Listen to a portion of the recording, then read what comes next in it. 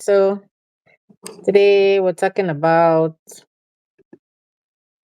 power of personal rhythms, finding your flow, finding your flow without the guilt, finding your flow without the guilt. So on this space, so these are some of the conversations that as I journey through, um, as I go through my journey, these are some of the conversations that maybe I've experienced or I have come across one way or the other, and I felt like it's an opportunity for us to talk with each other and um, just just share with each other and learn from each other. So, if you are someone who is intentional about curating or taking intentional steps to be able to curate a life filled with purpose and passion, and you're also intentional or particular about modeling that kind of life for your children to be able to have the understanding that for you to raise thriving children, then you have to thrive yourself. Then yes, these are some of the conversations that we have here. And of course, the first two lives have been topics that I've kind of resonated with and I've dealt with or dealing with in my own journey. But of course, as we go along, would also it would also be nice to hear from you on the kind of topics that you would want to you want for us to discuss and share together. So again, this space is for you if you are a parent, an individual, a dreamer, an achiever, who understands that way to be able to create or who is intentional about creating the kind of life that you want, who is intentional about creating the kind of moment that you want your day to be filled with, and crafting those days and those moments with the belief that as you are living your life, you are modeling it as well. If you have children, um, for your children. So yes, that's that. So today we are talking about finding your personal rhythm and finding your flow without the guilt, without the shame, without the mental burden, without the mental overload, without the emotional baggage, but being able to find your flow and run with it, as you journey through life. So before I started being very intentional with um my life, right? I used to forge through my days, particularly when my kids were much younger. Um so maybe also coming from the perfectionist mindset was the fact that I um I always had to forge through the days, like you keep going and going and going and going, and have those doubts or those guilt about, why couldn't I have turned in the task at 3 p.m.? I didn't wake up early. And why didn't I wake up early? I wake up every day. So I'm an early person. So I'm a morning person, so I could go. I mean, before now, I could do stretch of waking up at 4 a.m. every day. And that's because, I mean, that's how my system is wired. So, and then when I don't, it's, oh, but you have this deadline. Why didn't you do this? Why didn't you? do that.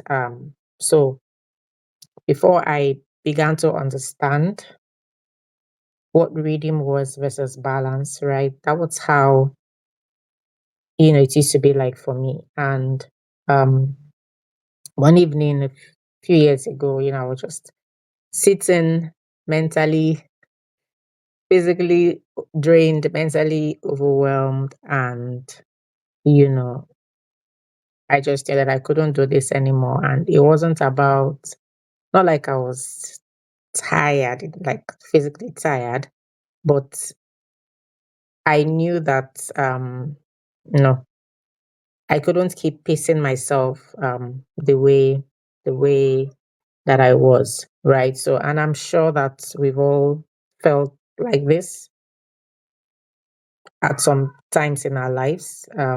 It's not unusual to feel this way. I'm sure that we've all felt like this at one point or the other. So yeah, but I didn't understand. I understood my body. I understood that I was a morning person, but I didn't understand how to tune that understanding, if you get how I mean, to work for me rather than to work against me. I think another major thing that I didn't understand too was seasons of life. Um, I think it is such a profound conversation to also understand the season of life that you're operating in at every point in time. Um, whilst this conversation today is not about the seasons of life, but I think the two go hand in hand, and possibly we may have to have a conversation about the seasons of life that we are all in. Um, because if your energy cycles, okay, let me maybe go into energy cycles first, and then we'll tie it back to seasons of life. Yeah. So reading versus balance. I used to think that we had to, for the different hats that we wear, parent, individual, career professional, dreamer, achiever, you know, we all had to be able to give equally and balance things equally, um, for the different roles that we play, as we journey through life. But then around, as I began to get more clarity around building an intentional life, I realized that maybe the word is not balance. Maybe the word is rhythm. How do I mean? Balance is rigid. Balance is balance. Balance is structured. Balance is, it's just, this is how it is. But in a rhythm, right, there are ups and downs, there are ebbs and there are flows, there are moments of intensity, and there are moments of slowing down. So you realize that, and that's really how life is, right? Again, bringing in the seasons of our lives. At different seasons in our lives, we're probably at the high moments of intensity, or we are the moments of slowing down. So beyond even the days of our lives, the seasons, the period of our lives. So maybe as a new mom, for instance. Hi, Caitlin. Hi, Kathleen. Nice to have you here. So the conversation is about, finding your personal rhythm, finding your flow, the power of understanding your personal rhythm and finding your flow, right? Understanding how to journey through life, taking your rhythm rather than rather than having to balance everything in your life. So I was just talking about how it is important to understand the seasons of our lives, and know that for every season in life, right, you're probably operating at different rhythms. So understanding that balance is maybe a lie, right? There's really no balance because in our various seasons in our lives, we are at different stages of our life. So for instance, maybe as a new mom, for instance, there are probably certain routines that demand of me that, I probably wouldn't be needing whilst, while when I was just working, or, as a career professional. Right. So if we're able to understand that for every season in life, there are certain energy peaks that, or, understanding that the rhythm of our lives will change, then, the first step is having that awareness. Right. And I was trying to explain that balance versus rhythm.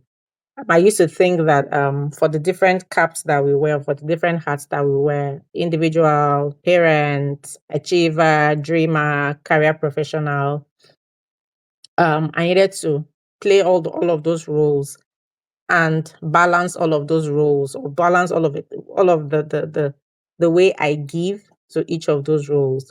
But then, if I understand rhythm rather than balance, I know that rhythm is more of it flows, it's up, it's down, it has ebbs and flows, it has moments of intensity and moments of slowing down. And really, that's how life is, right? So we're not going to be up all of the time in terms of even life itself, in terms of our energy cycles. So if we are able to track energy rather than tracking time, then that would help us a great deal. So one example I usually give is, when you are in an orchestra or like a symphony, and all of the instruments, right? All of the instruments are there to give you a beautiful harmony at the end of the day. And sometimes not all of the instruments are playing at the same time. Also, even when they are all playing at the same time, not all of the instruments are at the same pitch, right? So some may be high. So maybe the pianists, they're playing high, and then the violinists are just tapping their strings. Sometimes it's the reverse is the case. But at the end of the day, you realize that there is a beautiful musical sound that is being produced. So if we understand life like that, um, to know that there are different moments and different seasons of our lives, and that if we're able to track how we respond to this moment. And that's why I said the first thing always starts with self awareness. How self aware are we to even know, even going through a particular day in our lives? So, for instance, I'm a morning person. I'm somebody who I can start my day as early as 4 a.m. and I can run through, say, 10, 11, 12, maybe by 1. So, because I understand that, I do most of my deep work, focused work, strategic thinking, um, the kind of work that requires a lot of brain activity and brain productivity. That's what I try to do at those times. Around midday, beginning to get a bit foggy, and things I like to schedule at those times are, maybe routine tasks, things that I don't require much thinking to do, just execution. I also use those times to spend time with family. Maybe kids had just come back from school. We'll do some chit chat. I could use the time to respond to certain calls that I had missed from maybe family. Yeah. And then evenings, I like evenings to be more of me time, except I have to maybe schedule something urgent, but I prefer it to be more of me time and kind of use it to kind of reflect on how the day went, and some of the things that I need to do for the next day. So we all have our personal rhythm. So if I'm a morning person, some people, for instance, are afternoon, midday makers, night owls, right? And it works for them. So I mean, if you understand that, then you'll be tracking energy cycles and not necessarily tracking time. So you would fix in some of those tasks that require you to do some deep thinking, some focused activities. Are those times that you know that you're at your highest energy levels, right? So I mean, and when I understood this, then I realized that I couldn't, didn't have to beat myself up for not waking up at 4 a.m. as I would normally would, or for not turning in a maybe a documentation at 3 p.m., you know, because whilst I also understand my energy cycles and my routine, I also needed to understand that life is also a rhythm, right? So there are ups and there are downs, and you also need to give yourself grace to go with the flow, right? So grace to go with the flow. And I also know that for some of us, it's not easy to it's not easy to kind of take control of your times and your energies the way you would want to. Maybe we're in a situation, or maybe a job demands us to, be at certain places or at certain times, or we're in a particular season of our lives that we do not necessarily have control of all of the hours that that we are able to control. So at those times, there is no need fighting. That's why, again, I go back to the season of life. It's important to actually put all of this into perspective. So even if I'm not yet at that season of life, I understand that I'm going to get there soon, and then I can start putting measures in place to be able to protect my high energy cycles and do the things that I need to do at those times, particularly when I'm on a journey of creating the kind of life that I envision, the kind of life, that I want to live, whilst I journey through Earth.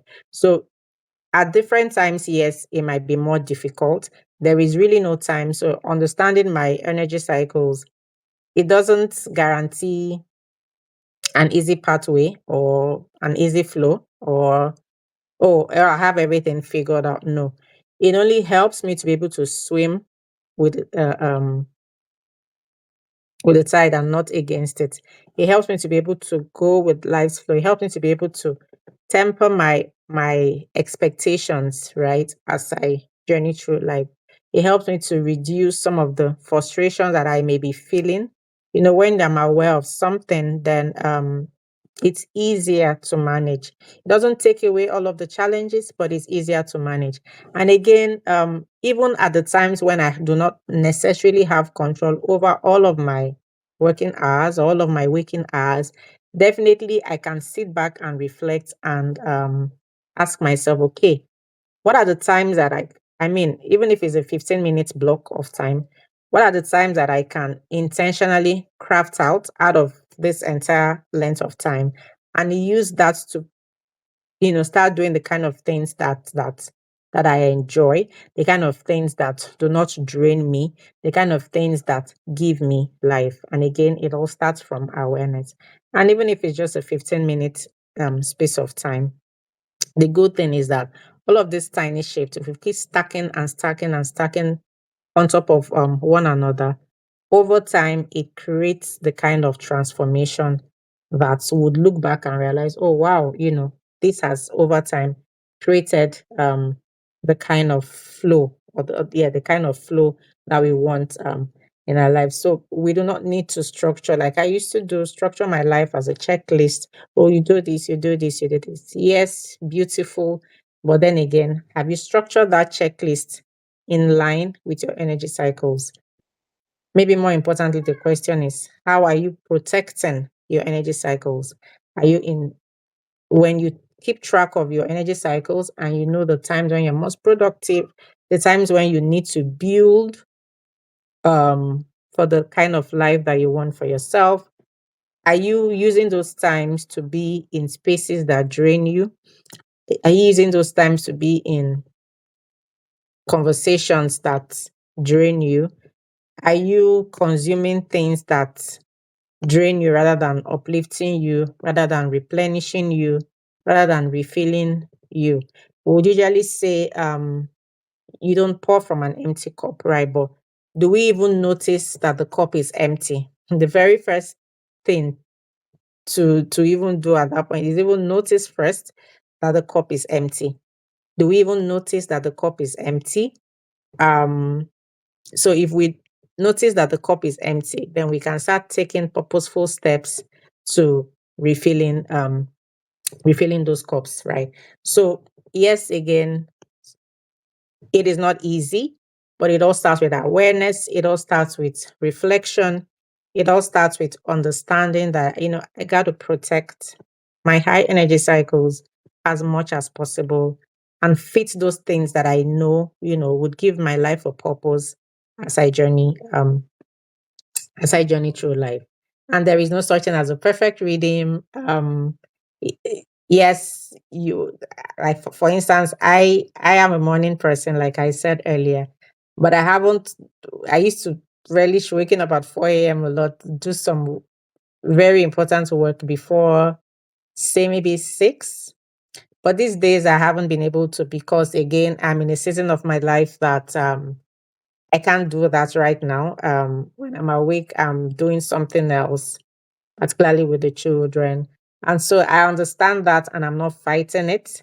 Instead, I can look at what other time blocks are perfect for me to do these things, and I can move and I can rearrange. So that thing, that's the beauty of it.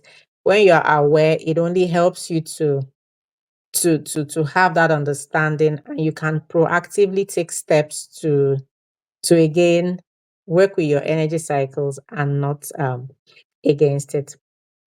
So yes, tiny shifts, big impact. Right, right. So how do we begin designing with rhythm? How do we begin designing with rhythm and not with rhythm with energy and not with time? Right. Again, is being able to track your energy and not your time, and then protecting a sacred moment. So if I, for instance, for me, when I wake up in the morning, the first thing I do is to reflect. I like to spend at least 15 minutes to reflect and worship, and then start my day. So it's one sacred moment that I would, I love to protect so much. So even if it's 10 minutes that I can afford that day, I like to, it kind of helps me to set the tone for my day. Like I don't feel okay if I just have to go through my day without doing that. And it can be any time of the day for anyone. It can be midday, it can be evenings, it can be afternoons, it can be middays, but if we all go through our lives and reflectively, introspectively search, would realize that there's definitely one thing, one rhythm that we would just love to protect, that kind of helps us to set the tone, for our day. And of course, being in building habits, stacking habits that refill you, habit, stacking habits that re-energize you, stacking habits that do not drain you, and helps you to be in to instead of to be drained, you are refilled. Because again, remember that we need to first of all notice that our cups are empty and that we cannot pour from an empty cup. So those are some of the ways that I have been able to intentionally track my energy cycles and intentionally use those cycles to create purposeful moments, for myself as I journey through life. And then when it comes to reflecting, because I also reflect a lot, when it comes to reflecting, some of the things that I ask myself, looking back on the previous day, I ask myself, okay, so what are some of the activities that kept me energized throughout that day? It could be maybe I read the book, or I had a conversation with someone who I had not spoken to in a while, or there's this space I usually find myself in, and I just like the conversations around there. Or maybe I was listening to some music, and I realized that, oh, this music was really uplifting for me. So I can track that. Why? So that I can always go back to that. I can look back at my journals, and then I can start to understand the patterns of the things that help me to refuel and help me to be re-energized, right? I also ask myself, what are the things that drained me? Or did I have any, was there at any point in time that I felt drained, throughout the day? Did I have conversations with anyone who typically drain me after, after those conversations. And the good thing about this is that it helps you to know things to avoid places. Sometimes we don't really connect these dots, maybe until much later.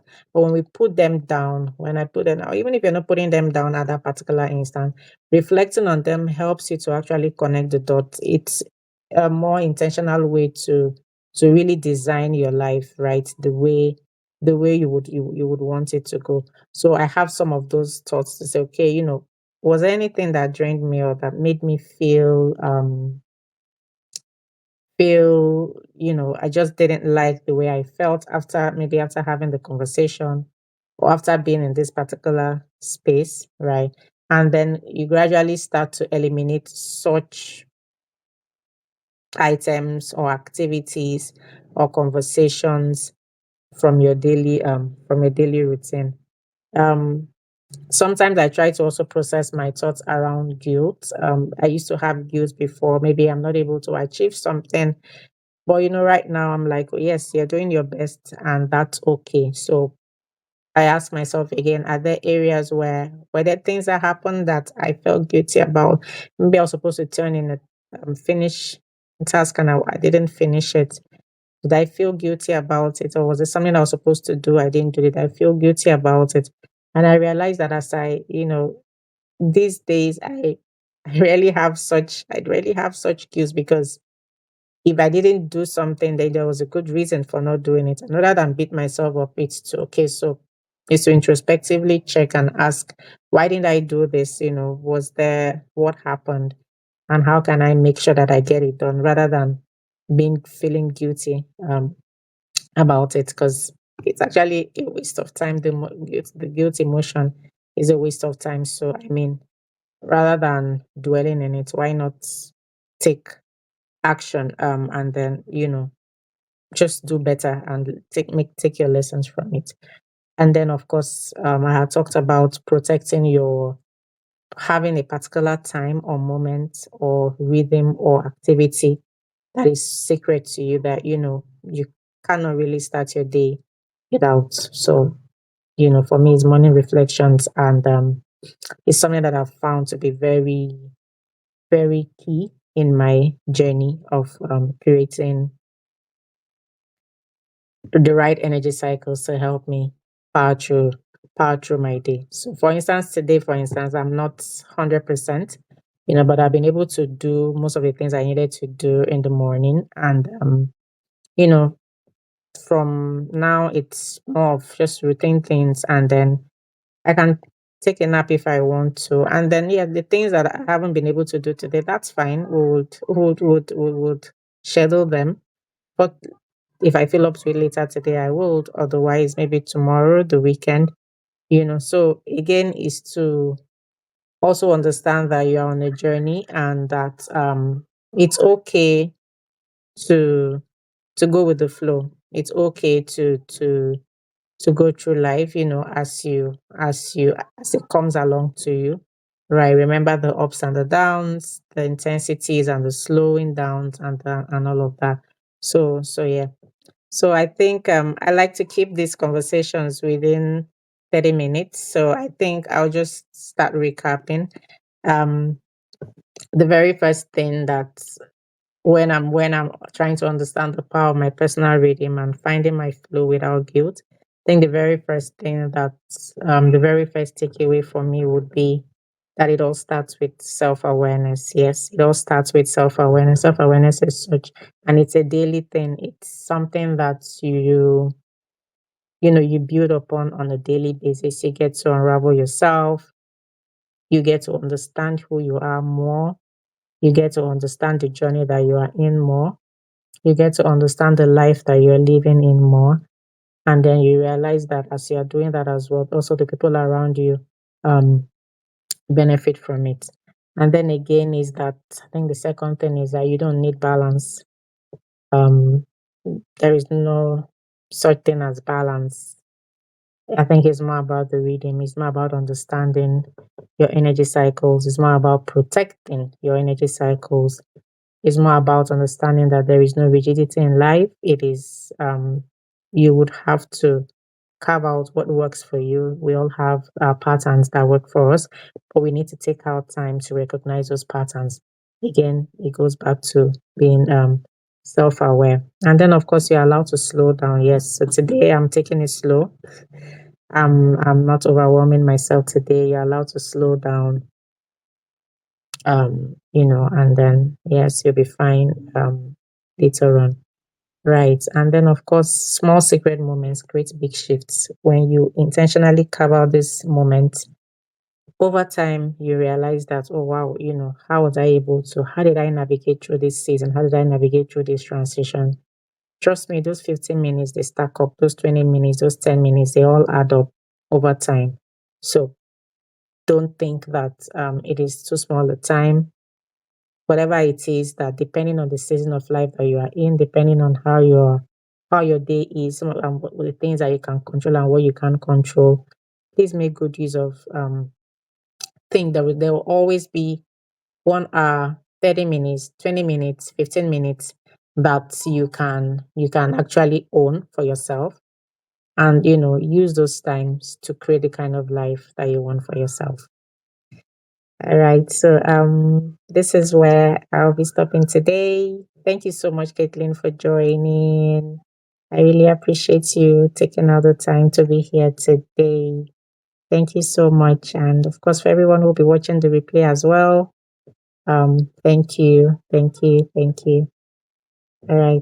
Bye.